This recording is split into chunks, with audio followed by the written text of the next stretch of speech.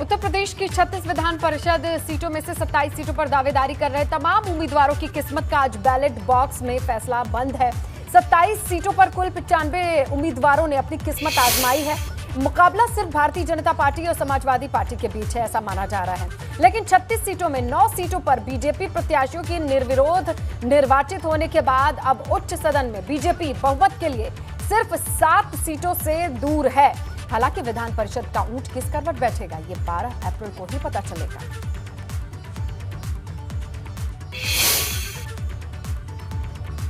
आज विधान परिषद चुनाव के लिए कई दिग्गज चेहरे अपने क्षेत्र में वोट डालने पहुंचे थे। मुख्यमंत्री योगी आदित्यनाथ ने गोरखपुर में वोट किया, वहीं भाजपा सांसद एसपी सिंह बघेल ने आगरा में वोट किया, जबकि शिवपाल यादव, रामगोपाल यादव मतदान के लिए इटावा में थे। वहीं केंद्रीय मंत्री और सांसद स्मृति ईरानी मताधिकार का इस्तेमाल करने के लिए संसदीय क्षेत्र अमेठी पहुंची थी। आजम खां के बेटे अब्दुल्ला आजम ने भी गृह जिले रामपुर में वोट डाला।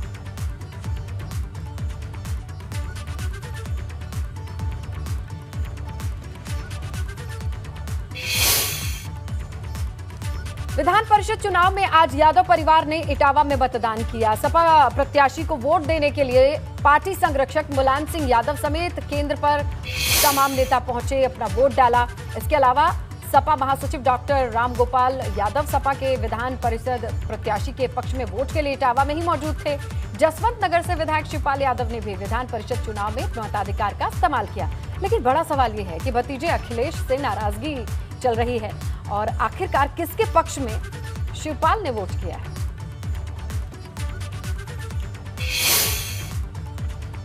संभल से समाजवादी पार्टी के सांसद शफीकुर रहमान ने अपने काम के बजाय वक्त वक्त पर विवादित टिप्पणियों और भड़काऊ बयानों के लिए एक अलग जगह बना ली है।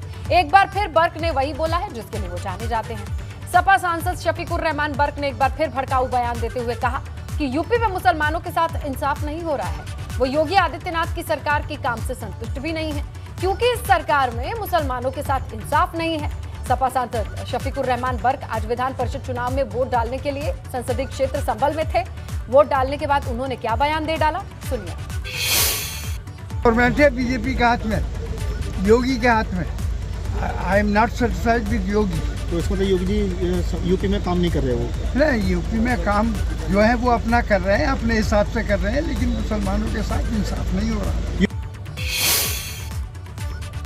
अच्छा, ये पहला मौका नहीं है कि जब सपा सांसद शफीकुर रहमान बर्क ने कोई बेतुका बयान दिया हो। इससे पहले भी शफीकुर रहमान बर्क ने कई बार आपत्तिजनक विवादित बयान वो दे चुके हैं। 2 दिन पहले की बात कीजिए तो शफीकुर रहमान बर्क ने हिजाब के समर्थन में क्या कहा था, वो देखिए आप। कहते हैं कि लड़कियों को कंट्रोल में रखने के लिए हिजाब जरूरी है। बच्चियां जब बड़ी होने लगे तो उन्हें हिजाब में रहना चाहिए। इससे पहले उन्होंने केंद्र सरकार में शादी की जब उम्र बढ़ाने का फैसला आया तो बर्क ने कह दिया कि शादी की उम्र सीमा बढ़ाने से वो और ज्यादा आवारगी करेंगी, जिसके बाद उनका जबरदस्त विरोध भी हुआ था। अच्छा, कुशीनगर में भाजपा समर्थक बाबर अली की हत्या मामले पर भी बर्क ने क्या कह दिया, कहा कि मुसलमान नहीं चाहते हैं कि बीजेपी का समर्थन किया जाए, बाबर अली ने गलत किया था। अयोध्या में राम मंदिर पर भी विवादित बयान देते हुए बर्क ने कहा, अयोध्या में राम मंदिर का जबरन निर्माण हो रहा है। अयोध्या में मस्जिद थी, मस्जिद है और मस्जिद ही रहेगी। और ज्यादा दूर नहीं, कुछ दिन पहले ही होली पर भी बर्क ने कहा कि मुसलमानों को उन इलाकों में जाने से परहेज करना चाहिए जहां होली खेली जाती हो। कोरोना पर भी बर्क ने बयान दिया था, कोरोना बीमारी नहीं, आजादी इलाही है। अल्लाह के सामने गिड़गिड़ाकर माफी मांगो, कोरोना गायब होगी।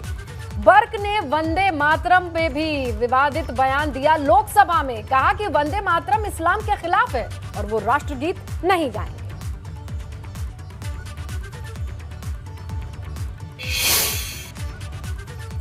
बात करते हैं राहुल गांधी की, जिन्होंने बसपा सुप्रीमो मायावती और भाजपा पर बड़ा हमला किया है। राहुल गांधी ने आरोप लगाया है कि मायावती ने विधानसभा चुनाव लड़ा ही नहीं। राहुल गांधी ने कहा कि उन्होंने मायावती को सीएम बनने का न्योता दिया था, लेकिन मायावती ने कांग्रेस से बात तक नहीं की। उन्होंने कहा कि कांशीराम ने जिन मूल्यों पर बसपा को खड़ा किया है, मायावती उन मूल्यों को नहीं बचा पाई है, ना ही उस पर चल रही हैं। राहुल गांधी ने कहा कि संस्था बगैर संविधान का कोई मतलब नहीं है। अंबेडकर जी ने संविधान बनाकर बड़ा हथियार दिया है, लेकिन आज उस हथियार का कोई मतलब रह ही नहीं गया है। Many politicians who are just interested in power, that is the only thing they're searching for. Right? सुबह उठते हैं, कहते हैं भैया सत्ता कैसे मिलेगी, रात तक मतलब वही करते हैं, फिर सो जाते हैं, फिर कहते हैं भैया अगले दिन उठ के कहते हैं सत्ता कैसे मिलेगी हैं। और आज हिंदुस्तान में भरे हुए हैं। अब उसमें मेरी एक प्रॉब्लम आ गई। अजीब सी बात है, मैं सत्ता के बीच में पैदा हुआ, बिल्कुल बीच में। और बड़ी अजीब सी बीमारी है, मुझे उसमें इंटरेस्ट ही नहीं है। अब क्यों? अब मैं आप सच्चाई बोल रहा हूं। अगर मैंने 1 रुपया लिया होता ना, मैं ये भाषण नहीं दे पाता। मैं वहां पे कोने में चुप बैठा रहता, ये भाषण नहीं दे पाता। तो पेगासस, सीबीआई, ईडी ये पॉलिटिकल सिस्टम को कंट्रोल करते हैं। कोई राजनेता, जैसे आपने देखा होगा मायावती जी ने चुनाव नहीं लड़ा,